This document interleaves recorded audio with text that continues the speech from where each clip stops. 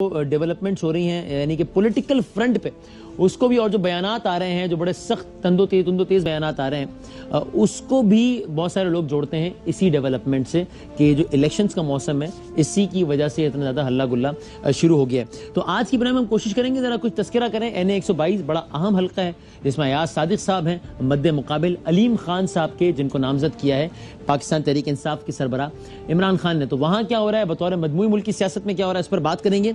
और लेकिन ब्रेक पे जाने से पहले हम जरा ये भी कोशिश किया करेंगे कि जरा कुछ ऐसे मौजूआत जो कि आम तौर पर हम नहीं ज़्यादा कवर कर पाते, लेकिन वो भी उनकी भी अहमियत बहरहाल अपनी जगह पर होती है। तो हम अभी जाएंगे एक ब्रेक पर, लेकिन ब्रेक के बाद हम आगाज़ करेंगे तो हम एक रिपोर्ट आपको इसी हवाले से दिखाएंगे कि आज का दिन एक आलमी यौम जमहूरियत है जिस पर भी हम प्रोग्राम में बात करेंगे।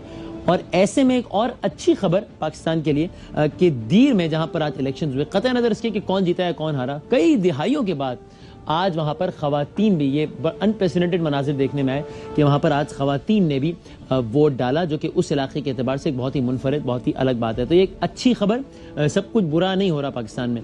एक वक्फे के बाद प्रोग्राम का बाकायदा आगाज करते हैं।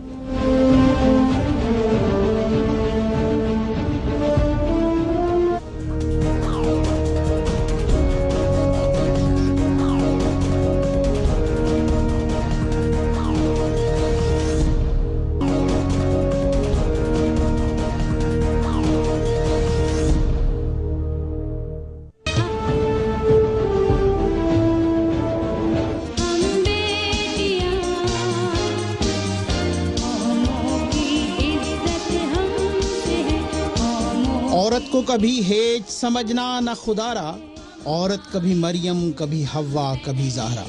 मर्द और औरत जिंदगी की गाड़ी के दो पहिए हैं। वो गाड़ी भला कैसे चल सकती है जिसका एक पहिया पूरी तरह साथ न दे रहा। जिंदगी इनफरादी हो या इज्तमाई, औरत के नुमाया किरदार के बगैर मफलूज होकर रह जाती। मैं अपने कायद आज़म मोहम्मद अली जिन्नाह के अल्फाज कैसे भूल सकता हूँ कि खुदा शायद है कि मैं अपनी बहन की मदद के बगैर कुछ न कर पाता। आज जमहूरियत का आलमी दिन है। पाकिस्तान में हर जमहूरियत पसंद के लिए एक हौसला अफजा खबर है कि आज अपर दीर के सूबाई हल्के PK 93 के ज़िमनी इलेक्शन में 1977 के इलेक्शन के बाद पहली मर्तबा खवातीन ने अपना वोट कास्ट किया।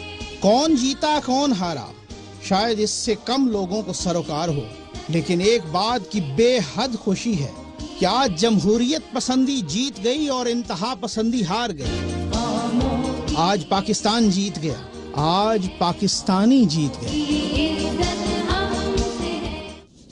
जनाब, तो इस एतबार से एक अच्छी खबर, आज आलमी यौम जमहूरियत भी, और पाकिस्तान में हमेशा जब भी इस हवाले से बात होती है तो एक टॉपिक ये डिस्कशन में आता है कि इस मुल्क को आधा ही चलाने दिया गया है, इस मुल्क की तारीख का जो आधा हिस्सा है वही जमहूरी हुक्मरानों को चलाने दिया गया है, वरना तो डिक्टेटर्स आए तो फिर जो मुल्क की नाकामियां हैं वो भी आधी से ज्यादा डिक्टेटर्स के खाते में डाली जाएं। काउंटर आर्गुमेंट ये आता है कि भाई जो जमहूरियत के नाम पर आए हैं उन्होंने कितना डिलीवर किया, उनकी अपनी जमातों में कितनी जमहूरियत है। और आज हम ऐसे दोराहे पर खड़े हैं जब आलमी यौम जमहूरियत पर पाकिस्तान में ये बात बहुत ज्यादा जेर बहस है कि क्या एक बार फिर जमहूरियत खतरे में है, या क्या एक बार फिर इनडायरेक्टली, यानी क्या एक बार फिर ऐसा हो रहा है पाकिस्तान में कि जो जमहूरी इदारे हैं या जो जमहूरी हुक्मरान है वो बज़ाहिर तो इस वक्त हैं इख्तिदार में, लेकिन इख्तियार उनके पास नहीं है। ये इस बात में कितनी हकीकत है या नहीं। हमारे साथ मौजूद हैं दो सीनियर तज्जियाकार, फवाद चौधरी साहब और मजहर अब्बास साहब, दोनों का बहुत बहुत शुक्रिया। फवाद साहब अस्सलाम वालेकुम। अस्सलाम वालेकुम।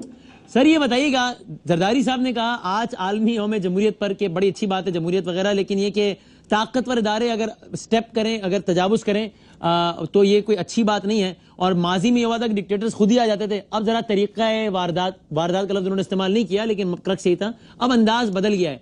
तो ये बताइए क्या इस वक्त जो कुछ हो रहा है करप्शन के खिलाफ वो अच्छा हो रहा है बहुत जमहूरियत के एतबार से, या हम कुछ ज्यादा ही रोमांटिसाइज कर रहे हैं रेंजर्स की और दीगर इदारों की कार्रवाइयों को?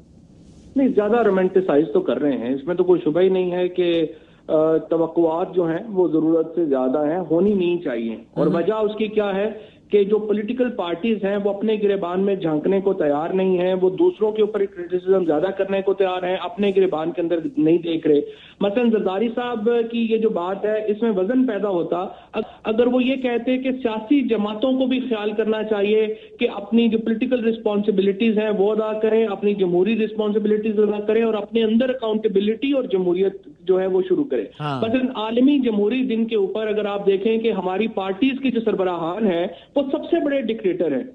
आप मुझे बताएं कि 18वीं आईनी तरमीम के बाद क्या हमारे नवाज शरीफ साहब, आसफ जरदारी साहब, ये सारे कोई इलेक्टेड प्रेसिडेंट्स हैं अपनी पार्टीज के? हकीकत यह है कि ये तो कब्जा माफिया के तौर के ऊपर बैठे हुए हैं। इनमें से कोई भी जो है वो मुंतखब होकर तो नहीं आया हुआ। तो अगर आलमी जमहूरी दिन है और इसको पॉलिटिकल पार्टीज तो हमारे यहाँ मनाने का इख्तियार ही नहीं रखती, क्योंकि ये सबसे बड़ी डिक्टेटरशिप की जो अलामत है इस वक्त, वो इस वक्त पॉलिटिकल पार्टीज हैं। और ये जो पॉलिटिकल पार्टीज हैं इनकी वजह से ही, और आप ये देखें कि फवाद, इन सारी बातों की बुनियाद पर जिनसे मैं एग्री करता हूं, क्या हम ये जस्टिफाई कर सकते हैं कि जो वैक्यूम पैदा होगा इसको कोई और आगे फिल कर दे? देखिए, जस्टिफाई तो कोई नहीं कर सकता, लेकिन वैक्यूम रहा नहीं करते। मसला यह है कि एक तरफ आपकी पॉलिटिकल रियलिटीज हैं और एक तरफ आपकी आप कह लें कि आपकी खुशफहमियां हैं। अगर आप ये कहें कि मुल्क में पूरा पाकिस्तान जो है वो तंग बैठा हुआ हो, लॉ एंड ऑर्डर हो ना, बेड़ा गर्क हुआ, और आप कहें रोमांटिसिज्म में कि जी कोई आएगा नहीं, ये तो नहीं हो सकता। सही है, ठीक है। फौज जो है पाकिस्तान की एक रियलिटी है, एक पावर पॉलिटिक्स की भी रियलिटी है, और फौज को आपने पावर पॉलिटिक्स में अपना एक प्लेयर समझें, और उसको आपने अगर बाहर करना है आपको सुपीरियर पॉलिटिक्स करनी पड़ेगी। और सुपीरियर पॉलिटिक्स का सबसे बेहतरीन तरीका यह है कि आप सुपीरियर गवर्नेंस करें। ठीक है, मैं फौज में रिस्पॉन्स ले लेता हूं, चूंकि बात आज के दिन करना बड़ा जरूरी थी। वैसे अयाज सादिक साहब, सरदार अयाज सादिक साहब हमारे साथ हमें ज्वाइन कर चुके हैं, मैं उनको वेलकम भी कहता हूं। और सर, आपकी तरफ आ रहा हूं अपने मेहमानों से इजाजत लेके, लेकिन मदर साहब इस पर आप रिस्पॉन्स जरूर कर दीजिए कि फवाद कहते हैं कि वैक्यूम को यानी जस्टिफाई नहीं किया जाता किसी भी एडवेंचर को, लेकिन वैक्यूम रहा नहीं करते। और पाकिस्तान में जो हिस्ट्री रही है, जाहिर है फौजी डायरेक्टली हुकूमतें करते रहे, तो अगर इन हरकतों की वजह से सियासतदान वैक्यूम छोड़ेंगे तो फिर पूरा तो आके करेगा कोई ना कोई। Your response to it, then I will move to Ayaz Sadiq साहब। देखिए वसीम, मसला ये होता है, आज जिस तरह अभी फवाद कह रहे थे, आज आलमी यौम जमहूरियत है। आप बताएं, पाकिस्तान में किसी सियासी जमात ने कोई प्रोग्राम, कोई तकरीब आपको सुनने में आई कि उसने आलमी यौम जमहूरियत पे कोई तकरीब की हो? और वही बात है कि आपके अंदर जमहूरी कल्चर होता ही नहीं है। देखिए, दो चीजें जो एप्रीहेंशन पैदा करती हैं, हमारी यहाँ जो सियासी जमातें और सियासी रहनुमा हैं, वो एक खौफ के आलम में रहते हैं जब वो हुक्मरान बनते हैं, और उसी के खौफ के आलम में वो गलतियां करते हैं। दो बड़ी गलतियां करते हैं। एक तो ये कि जब वो सिविल मिलिट्री रिलेशनशिप का मसला आता है, तो वो जो डील करते हैं एस्टैब्लिशमेंट के साथ, उसमें आप 100% जो रिकॉर्ड रहा है, उसमें अल्टीमेटली पॉलिटिशियन लूजर्स होते हैं। ओके। और इसलिए लूजर्स होते हैं क्योंकि वो उनको अपने ऊपर एतमाद नहीं होता, और वो एक अच्छी गवर्नेंस की मिसालें कायम नहीं करते कि वो एक पॉपुलर लीडर बने। सही है। जुल्फिकार अली भुट्टो से बड़ी चीजों पे इख्तलाफ किया जा सकता है, लेकिन जुल्फिकार अली भुट्टो क्यों जो है वो अपनी मौत के बाद भी वो आज तक पीपल्स पार्टी के वर्कर्स के अंदर जिंदा हैं? इसलिए कि उन्होंने बहुत सी बुरी चीजें की होंगी, लेकिन उन्होंने इस मुल्क को मुत्तफ़िक़ा आइन दिया। उन्होंने भी एक बड़ी गलती की कि उन्होंने एस्टैब्लिशमेंट से एक डील की, और उसके अच्छा मदर साहब, इसमें जाहिर बड़ी एकेडमिक डिबेट हो सकती है। अयाज सादिक साहब जलसे के बीच में और हमारे साथ उन्होंने ज्वाइन किया, यही बात बोलूं, आज क्या कोई वैक्यूम है जिसको कोई ना कोई फिल कर रहा है? ये बता दें आज। वसीम, देखिए, मैं अब उसकी बात कर रहा हूँ। जब एहतिसाब होता है, एहतिसाब का रिकॉर्ड पाकिस्तान में बड़ा खराब है। एहतिसाब के कवर में बहुत कुछ हो जाता है। आपको याद होगा आज एहतिसाब हो रहे हैं, उसके कवर में कुछ खतरा है? नहीं, मैं आपको यही बता रहा हूँ कि ज़ियाउल हक के जमाने में ये नारा लगाया गया, पहले एहतिसाब फिर इंतखाब। उसके बाद आज 4 हुकूमतें करप्शन की बुनियाद पर जो है बरतरफ की गई। सही है। और जो बरतरफ हुकूमतें की गई, उन्हीं के वज़रा को जो है वो केयर टेकर गवर्नमेंट में ले लिया गया। तो हमारे यहाँ एहतिसाब जो होता है, वो दरअसल एहतिसाब शुरू तो बड़े अच्छे नारे से होता है, और पॉलिटिशियंस को मलाइन भी बहुत किया जाता है मीडिया में, प्रिंट में, अब तो इलेक्ट्रॉनिक मीडिया आ गया है, लेकिन वो एहतिसाब हमें होता नजर नहीं आता। तो मुझे अभी तक एहतिसाब होता नजर नहीं आ रहा। Alright, thank you very much Mazhar Abbas sahab और फवाद चौधरी साहब से ये ब्रीफ डिस्कशन ऐसे बड़ा रेलेवेंट दिन है, एंड लेट्स होप कि ये this time is an exception. ये मुशर्रफ साहब ने भी किया कि पॉलिटिशियंस को पहले कटहरे में लाए, और फिर आज ये किताबें गवाह इस बात की, तारीख गवाह इस बात की कि जिन सियासतदानों को सबसे ज्यादा करप्ट करार दिया गया, बाद में वो करप्ट सियासतदानों से पैसा लाके मुल्क की दौलत में नहीं जमा कराया गया, बल्कि उनकी फाइलें दिखाई गई और कहा गया कि आप हमारे साथ आ जाइए, अगर नहीं आए तो फिर ये फाइल है, और फिर सब पेट्रियट और क्या कुछ नहीं बना। लेट्स होप आज आलमी यौम जमहूरियत है, बेस्ट डे टू होप कि इंशाल्लाह इस दफा ऐसा नहीं होगा, बाकी एहतिसाब होगा। सरदार अयाज सादिक साहब इस वक्त कौमी असम्बली के साबिक स्पीकर भी हैं, इस वक्त भी इंतखाबी जलसे से दूसरे जलसे में जा रहे हैं, और हमारे साथ बस बीच रास्ते में मौजूद हैं, गाड़ी एक साइड पर लगाई हुई है, हमारे साथ मौजूद हैं ताकि मैंने 122 के हवाले से कुछ बात कर सकें। अयाज सादिक साहब, अस्सलाम वालेकुम। जी वालेकुम अस्सलाम। मैं जलसे से उठ के आया हूँ, मैंने कहा जी बाकी तकरीरें करें तो फिर मैं आ रहा हूँ। ये एक दफ्तर की ओपनिंग थी जिसमें आए हुए थे। Thank you very much, I am glad. और जाहिर है ये आप यहाँ भी तकरीर कर सकते हैं, ये जो प्लेटफॉर्म है इसमें भी जाहिर है आपकी जो बात है वो लोग सुनेंगे। मैं बहुत शुक्रगुजार हूँ कि सर आपने वक्त निकाला है। और जाहिर है 122 में बड़ा एक इंतखाबी माहौल बनना शुरू हो गया है, जलसे वगैरह होना शुरू हो गए हैं। वैसे सर बताइएगा, सून क्या नवाज शरीफ साहब या शहबाज शरीफ साहब भी किसी न किसी जलसे से खिताब करेंगे इस इंतखाबी मुहिम में? मुझे जरा मुश्किल लग रहा है, चूंकि सुप्रीम कोर्ट ऑफ पाकिस्तान ने जो फैसला किया है, हाँ। उन्होंने तो मेरा ख्याल है एमपीएज और एमएनएस को भी रिस्ट्रिक्ट कर दिया है। तो वो वजीर आजम साहब, चीफ मिनिस्टर साहब, वज़रा तो अब बहुत पीछे की बात रह गई, मगर एमएनए और एमपीएस भी शायद ना कर सकें, जो मुझे इत्तला मिली है, जो सुप्रीम कोर्ट का मैंने भी पढ़ा था अखबार में। सही। अच्छा सर, ये जहां से मामला शुरू हुआ, मैं अगर वहां से आगाज कर लूं, तो हमने देखा उस वक्त जस्टिस रिटायर्ड काजिम मलिक साहब के फैसले पर परवेज रशीद साहब और बाकी लोगों के तो बड़े खुल के बयानात है। राना सनाउल्लाह साहब, उन्होंने जज साहब की जात पे भी बात की, फैसले भी बात की। क्या अयाज सादिक साहब आप भी समझते हैं कि आपके हवाले से जो फैसला आया वो आप डिसएग्री तो करते हैं उससे और आप उसकी रिस्पेक्ट भी करते हैं फैसले की, तो आप कह चुके हैं, लेकिन मेरा सवाल ये है कि आप ये समझते हैं कि फाजिल जज ने तासुब का मुजाहरा किया उस फैसले में? परवेज रशीद साहब तो यही समझते हैं। देखिए, मैं ना तासुब का लफ्ज इस्तेमाल करूंगा। हमारा फर्ज है कि हम एहतराम करें अदलिया की, और मैंने एक्सेप्ट किया फैसला, मगर उसमें कुछ चीजें मैं आपको बताना चाहता हूं, कुछ नुकात। जजेस का काम नहीं है कि वो अपने तारीफ में कसीदे लिखें और कसीदे लिखें कि मैं बहुत ईमानदार हूं और मैं सिर्फ खाने के लिए बना हूं। जज साहब ने कसीदे जो लिखे, उससे मुझे ये फीलिंग होती है कि वो किसी दबाव में थे, या क्यों अपनी तारीफें। मैंने नहीं सुना कि कभी कोई जज साहबान है, वो तो स्पीकिंग ऑर्डर्स देते हैं। किस जानिब से दबाव में थे? दूसरा उन्होंने कहा धांधली कोई जी, किस जानिब से दबाव में थे आपके ख्याल में? पता नहीं किस चीज का होगा, मुझे नहीं इसका कोई आइडिया, ना मैं उन पे इल्जाम लगा सकता हूं। मगर देखिए, आप जो मैं 2-3 चीजें बताऊंगा। एक, उनको अपनी शान में कसीदे लिखने की जरूरत नहीं थी, मैं फिर भी वो उसके बगैर भी मैं एक्सेप्ट कर लेता कि मैं ईमानदार हूं, मैं सच्चा हूं, मैं पता नहीं क्या कुछ हूं। दूसरी बात उन्होंने ये कही, उन्होंने कहा कि जी धांधली नहीं हुई, इसमें इलेक्शन मशीनरी का फेलियर हुआ। इलेक्शन मशीनरी का फेलियर, मैं कसूरवार, चलें वो भी छोड़ दें।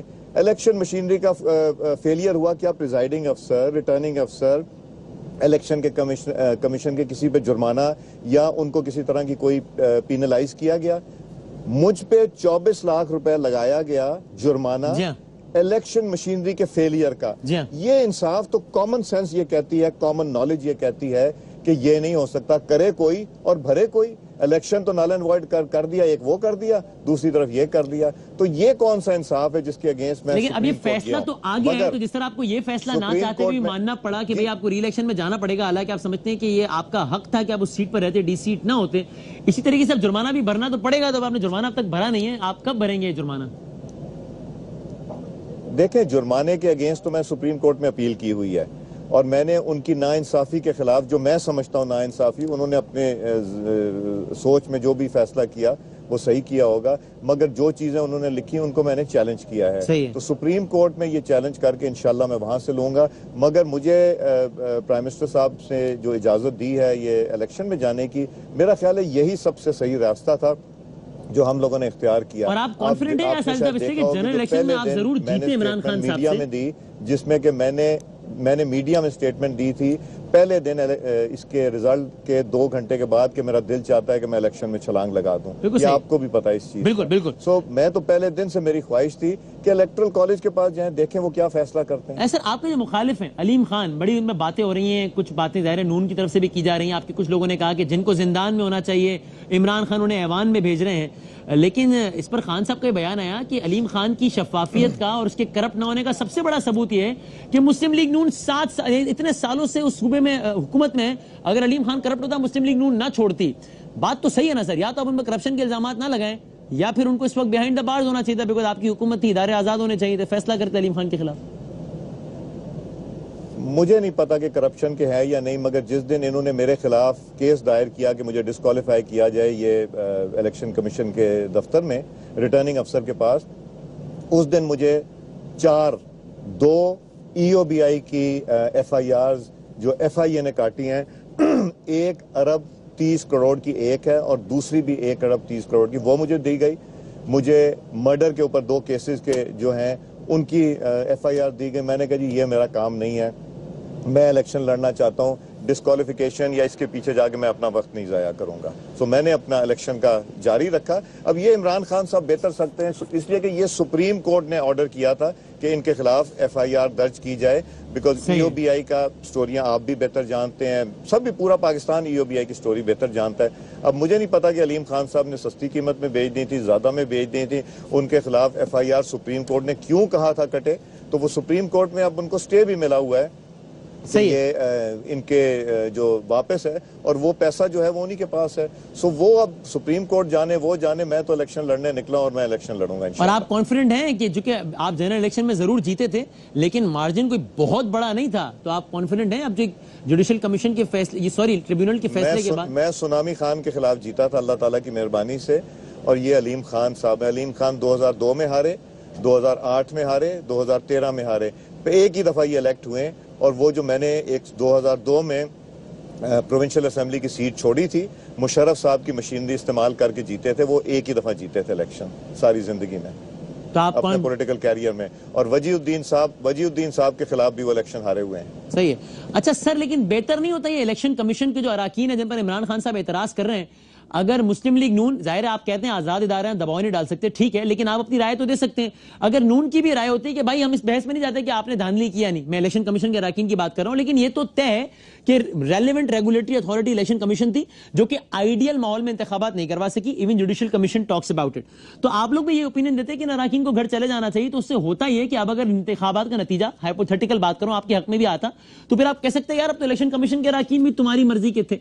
अब अगर आप जीतेंगे तो PTI कहेगी हम तो कह रहे थे कि इलेक्शन कमीशन के अराकीन को तो हटाया ना पहले। वो देखिए 4 तारीख को वहां धरना दे रहे हैं और 2 चीजें होंगी, या तो वो 4 तारीख को कहेंगे जी इलेक्शन कमीशन के मेंबर जो हटे नहीं तो इसलिए हम इलेक्शन छोड़ रहे हैं, इसलिए कि उनको ग्राउंड रियलिटी पता चल जाएगी। और अगर वो ना छोड़ेंगे तो 11 तारीख को इंशाल्लाह उनको रिजल्ट सामने आ जाएगा। मैं बहुत कॉन्फिडेंट हूँ अल्लाह ताला की मेहरबानी से।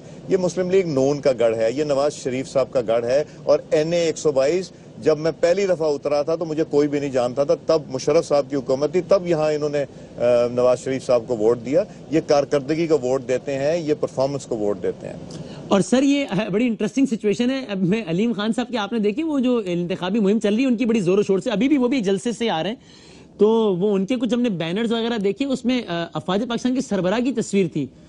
Your comment on it Ayaz Sadiq साहब? मेरा ख्याल है कि हमें फौज को कंट्रोवर्शियल नहीं बनाना चाहिए। इसका मतलब है कि ये तासुर दे रहे हैं कि वो जनरल राहील शरीफ साहब उनको बैक कर रहे हैं। ये क्यों इस तरह इदारों को खराब कर रहे हैं? ये कोई मुनासिब बात नहीं है। ये आप भी समझाइएगा कि ये चीज ना करें, हमारी इंस्टीट्यूशन को कंट्रोवर्शियल ना बनाएं, इनको नॉन कंट्रोवर्शियल ही रहने दें। और उनका तो ये इल्जाम है कि प्री पोल रिगिंग कर रही है PML। जितना मैं राहील शरीफ साहब को जानता हूँ वो तो he is a totally non political person. अच्छा, पाकिस्तान की करंट एस्टैब्लिशमेंट बिल्कुल इस वक्त नॉन पॉलिटिकल है और कहीं भी उसका टिल्ट नहीं है, इंक्लिनेशन नहीं है। अयाज सादिक साहब, ऐसा मेरी आवाज आ रही है, मैं एक सवाल और करना चाह रहा था आपसे। अच्छा, गालिबन चलें, ठीक है। जितना मैं राहील शरीफ साहब को जानता हूं वो he is a neutral person, ये कहते हैं अयाज सादिक साहब। अलीम खान साहब हमारे साथ मौजूद हैं। हम एक बस वक्फा ले लेते हैं, वक्फे के बाद जब हम वापस आएंगे तो NA 122 के दूसरे उम्मीदवार जिनके बारे में इमरान खान साहब ने पूरा एक खत लिखा, इनको नामजद किया। पहले इमरान खान साहब खुद जीते थे, हल्के से खुद हारे थे, मतलब खुद इलेक्शन लड़े थे और हारे थे। अब अलीम खान साहब को नामजद किया, बाकायदा उन्होंने पूरी खत लिखा, तफसीलात बताई कि मैंने अलीम खान साहब को क्यों चुना है। अलीम खान साहब हमारे साथ होंगे एक छोटे से वक्फे के बाद।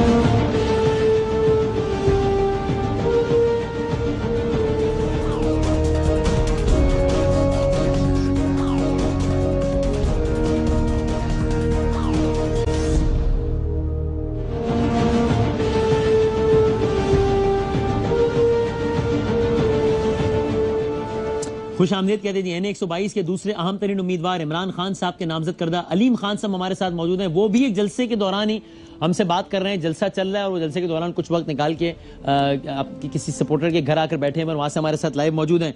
शुक्रिया अलीम खान साहब, अस्सलाम वालेकुम। शुक्रिया वसीम भाई। तैयारियां मुकम्मल है अलीम खान साहब? अभी अयाज सादी साहब से बात हो रही थी, उन्होंने कहा नून का गढ़ है, नवाज शरीफ का गढ़ है, इमरान खान को यहां हराया है, तो अलीम खान साहब का फिर क्या मामला है? तो क्या नून जीत रही है, जुनून जीत रहा है? मैं तो सरदार साहब की बात पे कुछ नहीं कहना चाहता। ये तो 11 तारीख को ही पता लगेगा। ये तो इज्जत जिल्लत तो अल्लाह के हाथ में है। गढ़ तो पता नहीं किसका है, ये तो टाइम ही बताएगा। और अगर इतना जो लाहौर नून का गढ़ होता तो ये लाखों की तादाद में जो लोग मीनार पाकिस्तान जमा होते हैं, ये एक दिन नून जो इतना बड़ा गढ़ रखती है, इतनी पॉपुलर है लाहौर में, एक दिन और कुछ नहीं तो ज़रा एक पीछे का उसका कोई कोर्ट यार्ड ही ले लेती मीनार पाकिस्तान को और एक जलसी ही करके दिखा देती। तो कहना बहुत आसान है और मेरे ख्याल में जिस दिन प्रूव होगा, 11 तारीख दूर नहीं है, इंशाल्लाह ताला अल्लाह की करम से प्रूव हो जाएगा कि किसका गढ़ है। लेट्स सी सर, लेकिन ये बता दें, आज आप मुझे बता दें 11 तारीख को जो भी फैसला आएगा वो आप मानेंगे ना अलीम खान साहब, या फैसला देखकर इसका फैसला करेंगे कि इसको मानना है या नहीं मानना?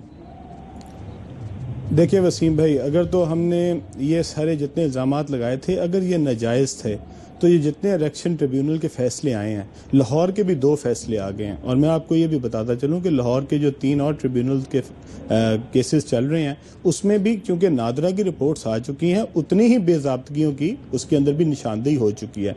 तो ये सिर्फ लाहौर में NA 125 और NA 122 के जो ट्रिब्यूनल्स हैं वो तो अपना फैसला दे चुके हैं, लेकिन 128 में 118 में ये भी फैसले आने बाकी हैं। और वहाँ पे भी आप देखेंगे 124 में भी कि जहाँ पे भी ये फैसले होते रहेंगे, जहाँ पे भी चेकिंग होगी, जहाँ पे भी वैल्यूएशन होगी, जहाँ पे भी नादरा इन्वॉल्व होगा, अंगूठा चेक होगा, वहाँ पे आपको यही फैसला जो है वो नजर आएगा। लेकिन यानी सर सवाल, लेकिन मुझे जवाब नहीं मिल पाया कि अब एक ऐसा माहौल आ गया है जिस पर आप ये कह सकें कि हाँ अब इस माहौल में जो इलेक्शन होगा उसका नतीजा मानेंगे, या फिर अगेन वही वाली बात कि फैसला आने के बाद तय करेंगे? आज की रिपोर्ट देता हूँ जी, मैं आपको आज की रिपोर्ट दे देता हूँ। लाहौर में 2-3 SSP SP साहिबान की मीटिंग हुई है, उसको चेयर किया है हमारे बहुत ही बड़े लीडर ने लाहौर के, और उन्होंने फैसला किया है कि उन्होंने एक लिस्ट जो है वो इन्होंने प्रोवाइड की है अयाज सादिक साहब ने उनको, कि किन किन लोगों को किस किस तरह जाके धमकाना है। वो लिस्ट उनके पास पहुंच गई है और उसके बाद उन्होंने सबको टारगेट किया है। लोकल SHOs की ड्यूटी लग रही है कि कौन सी दुकान पे जाना है, किसको साथ पकड़ना है और उसको लेके जाके। ये आप बातें अलीम भाई ये जो आप बातें कर रहे हैं ना, बिल्कुल एक्शन रिप्ले लग रहा है कि मीर शकील रहमान और जस्टिस हमदे साथ बैठे हैं, इफ्तिखार चौधरी भी आ गए और उन्होंने कहा है कि इन ROs को ये करना है। इसमें से किसी का भी सबूत नहीं दे पाए थे।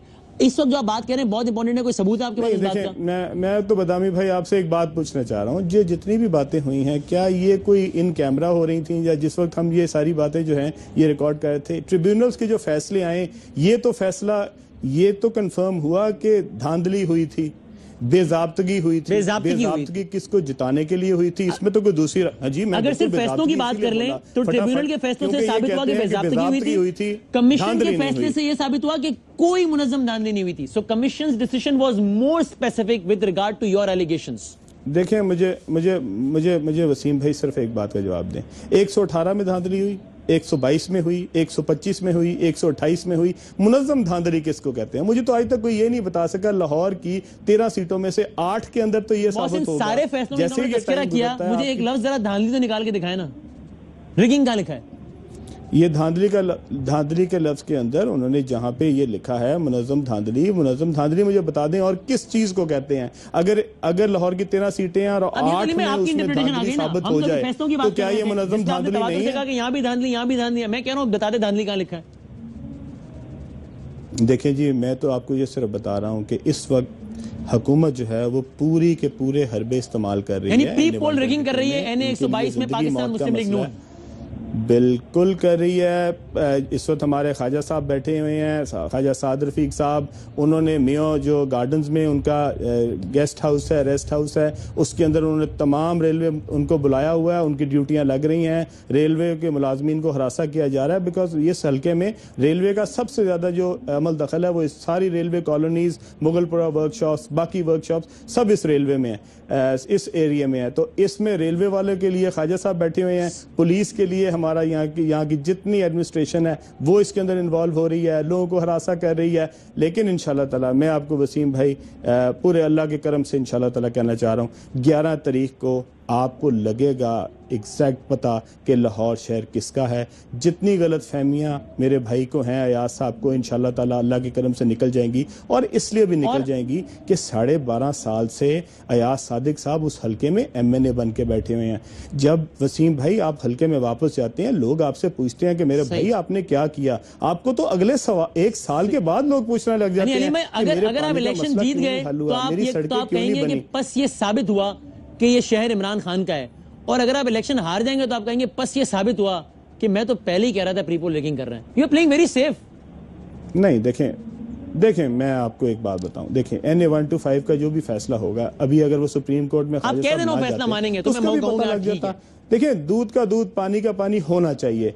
ये जो क्या घोड़ा क्या घोड़े का मैदान, असल बात तो ये है कि अयाज सादिक साहब इलेक्शन लड़ें, हमारे मुकाबले में लड़ें, ख्वाजा साहब जो हैं वो जाके अपना 125 में स्टे ऑर्डर खत्म करवाएं, आए मैदान में आए, मैदान में आके ही पता लगेगा ना किसका है। अगर मैं जो जाके फैसलों के ऊपर 2.5 साल जो है वो स्टे लिए रखूंगा तो कैसे पता लगेगा। अगर मैं इतना ही साफ हूं और मैं इतना ही पॉपुलर हूं तो मुझे तो कहना चाहिए कि मुझे क्या जरूरत है स्टे लेने की, मैं आऊं मैदान में मुकाबला करूं। तो मैं दोनों भाइयों को कह रहा हूं इसका मतलब है कि दे वर कॉन्फिडेंट कि जीत जाएंगे, तभी मैदान में आ गए ना। पहुंचे, अभी तक दूसरे नहीं पहुंचे। इंशाल्लाह जो एक भाई हमारे पहुंचे हैं, इंशाल्लाह ताला उनको 11 तारीख को पूरा मैदान में हिसाब होगा उनके साथ इंशाल्लाह, और अल्लाह के करम से उनको हल्के की आवाम बताएगी कि उनके साथ क्या होने वाला है। अच्छा ठीक है। अच्छा अलीम साहब, ये इंतखाबी मुहिम चल रही है बड़े जोरों शोर से, वो क्या मामला है? ये जो कुछ जो बैनर्स वगैरह लगे हुए हैं उसमें अफवाज पाकिस्तान के सरबरा जनाब राहिल शरीफ साहब की तस्वीर, ये क्या मामला है?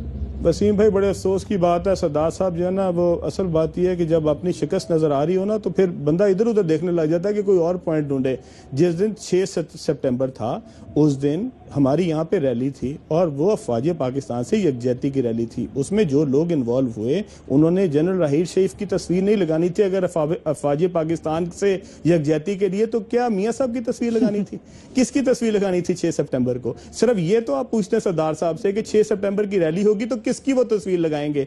जो हमारे यूनियन काउंसिल में लोग हैं, मेरा किसी जगह पे कोई बैनर, कोई पम्फलेट, किसी चीज में मुझे कोई जरूरत नहीं है। मेरी इमरान खान साहब के साथ तस्वीरें लग रही हैं और उन्हीं की तस्वीरों के साथ हमारे बैनर लग रहे हैं। 6 सितंबर की रैली, उसके ऊपर लिखा हुआ है, जिसने वो छपवाया है उसके ऊपर लिखा हुआ है 6 सितंबर। जो जब 6 सितंबर खास तौर पे लिखा हुआ है और अफवाज पाकिस्तान से यकजहती की रैली भी लिखा हुआ है, तो फिर इसमें मेरे ख्याल में ये छोटे-छोटे जो इंटरेस्टिंगली अलीम साहब अभी टीवी पर भी चल रहा है इस वक्त, ये कुछ कोई ऐसा मंजर नहीं कि रैली में लोग जा रहे हैं और हाथ में तस्वीरें, ये बैनर है जो लगे हुए हैं, जो कि इलेक्शन के कैंपेन में लगते हैं, लगे हुए बैनर।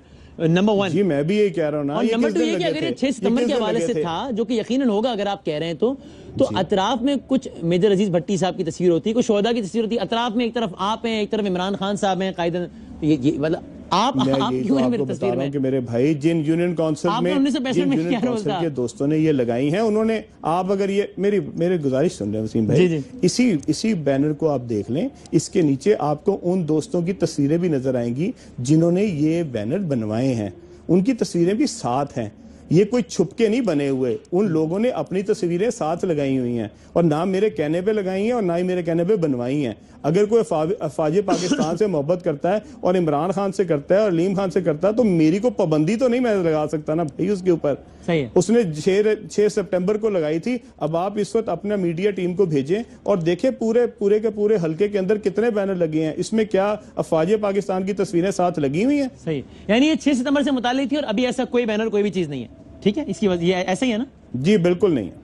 ठीक है। और सर ये बताइए, इमरान खान साहब ने भी जब ये अपने उस खत में कहा, एक तो ये भी एक सवाल है कि खान साहब को ये मतलब क्यों वजाहती बयान क्यों देना पड़ा कि मैंने अलीम खान साहब को इसलिए चुना है, मतलब ये ऐसा क्यों हुआ? लेकिन इससे मैं आगे बढ़ते हुए तो खान साहब ने भी लिखा कि जनाब ये वो वक्त नहीं है कि हम आपस में यूं करें, it is the time for Insafians to get united. और जो लोग अलीम खान साहब पे कर रहे हैं वो तो एक्सटर्नल लोगों से भी ज्यादा खतरनाक है। इसका मतलब ये बात बड़ी क्लियर है कि आपके हवाले से पार्टी के अंदर भी मुखालफत है, तो ऐसा क्यों है?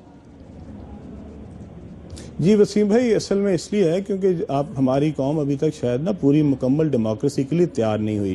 प्रॉब्लम यह है कि जब आप अपने पार्टी के अंदर इलेक्शंस कराते हैं तो जिस तरह आप अगर एक मस्जिद में भी इलेक्शन करवा लें तो वो लोग जो दिन में 5 दफ़ा इकट्ठे बगलगीर होते हैं, जब उनके दरमियान में इलेक्शन हो जाए तो वो हाथ मिलाने से भी चले जाते हैं। तो ये तो हमारा अलमिया है कि अभी हम उतनी डेमोक्रेसी के लिए तैयार नहीं हुए कि जिसमें हम इस बात को, शिकस्त को तस्लीम कर लें और जो जीता हो उसको हम जो है जाके बगलगीर हो हों और कहें कि ठीक है इलेक्शन खत्म और आओ हम मिलकर काम करें। ग्रुप्स बन जाते हैं। ग्रुप्स जब भी पार्टी में इलेक्शंस होंगे, किसी भी पार्टी में होंगे, अगर आपके दायरे में भी हो जाए बदामी भाई, और मुझे लगता है आपके दायरे में भी एक डिवीजन आ जाएगी, तो जब भी आप इलेक्शंस कराएंगे और फेयर कराएंगे, किसी भी जगह पे ग्रुप्स बनेंगे। हमारी पार्टी में भी हमने इलेक्शन में हिस्सा लिया, हम यूनियन काउंसिल से लड़ना शुरू हुए, सेंटर तक गए, मैं डिस्ट्रिक्ट लाहौर का सदर बना, हम टाउन जीते, हम उसके बाद यूनियन काउंसिल जीते, इसी तरह हमारा पंजाब में इलेक्शन हुआ, कहीं हम जीत गए कहीं हम हार गए, तो फ्रिक्शंस तो आई। मैं क्यों कहूं यहां पे डिनाई कर दूं कि कोई फ्रिक्शंस नहीं आई? फ्रिक्शंस आई, बिल्कुल आई, और इंशाल्लाह ताला अब आप देखेंगे तमाम ग्रुप्स इस वक्त NA 122 में इकट्ठे होके, मेरे जितने मुखालिफ थे जिन्होंने इंट्रा पार्टी इलेक्शंस में मेरे खिलाफ इलेक्शन लड़ा था, वो तमाम दोस्त इस वक्त मेरे साथ लेफ्ट और राइट पे खड़े होके मेरा इलेक्शन लड़ रहे हैं। ग्रुपबंदी तो है या माने, लेकिन वो सारे ग्रुप आपकी आपस में लड़ाई जो है वो हमारे लिए जरूर हो सकती है। इंट्रा पार्टी इलेक्शन में हम जरूर एक दूसरे के मुखालिफ हैं, लेकिन जब नून के खिलाफ होंगे तो इंशाल्लाह ताला पूरी तहरीक इंसाफ इकट्ठी मिलकर इंशाल्लाह ताला इनका मुकाबला करेगी। ठीक है। और सर लेकिन ये बात जरूर है कि एक तो यानी आप उन्हीं इलेक्शंस की बात कर रहे हैं जिसके इनेकाद के हवाले से जस्टिस वजी साहब की रिपोर्ट है, जस्टिस वजी साहब ने कहा कि आपको निकाल दिया जाए, वो जस्टिस वजी साहब को ही निकाल दिया गया। तो लेकिन इसको बस जरा कंक्लूड करते हुए मैं उसी देखें बात सुने, जस्टिस वजीउद्दीन साहब के पास कोई इख्तियार ऐसा नहीं है कि वो हमारे सिटिंग चीफ मिनिस्टर हैं, उनको कहें कि उनको निकाल दिया जाए, हमारे सेक्रेटरी जनरल हैं उनको निकाल दिया जाए। जस्टिस वजीउद्दीन साहब उसमें पार्टी थे, क्योंकि उन्होंने हमारे मुखालिफ जो दोस्त थे उनके साथ इलेक्शन जो है उनको सपोर्ट की थी। तो मेरे ख्याल में जस्टिस वजीउद्दीन के लेवल पे उनको ये काम इस तरह करना ही नहीं चाहिए था, उनको इसके अंदर पार्टी बनना ही नहीं चाहिए था। इंसाफ का तकाजा तो यही था, लेकिन जस्टिस वजीउद्दीन साहब ने जो किया, मेरे ख्याल में वो अपने जो उनको इख्तियार दिया गया था उससे बहुत बढ़ के था। ये कोई मतलब हम सारे जो हैं वो, हमारा चेयरमैन जो है वो इमरान खान है, हम उसके पीछे इस पार्टी में हैं। हम तरीके इंसाफ वाले जो है, हमारी एक पूरी की पूरी CC है जिसके अंदर फैसले होते हैं। किसी को इख्तियार नहीं, मुझे क्या इख्तियार है कि मैं किसी को पार्टी में से निकाल दूं, जब मेरी मर्जी आए मैं जितने मर्जी बंदे निकाल दूं, मेरे पास ऐसा कोई इख्तियार नहीं है। इसका एक प्रोसीजर है, he has to do, nobody is about law. जिनको इख्तियार दें उनको तो इख्तियार है ना। अब एक लम्हे को आपकी बात मान लेता हूं कि उनको किसी को मुअत्तल करने का इख्तियार नहीं था, ठीक, लेकिन खान साहब ने जिनको इख्तियार दिया कि आप धांधली की तहकीकात कराएं, उनकी राय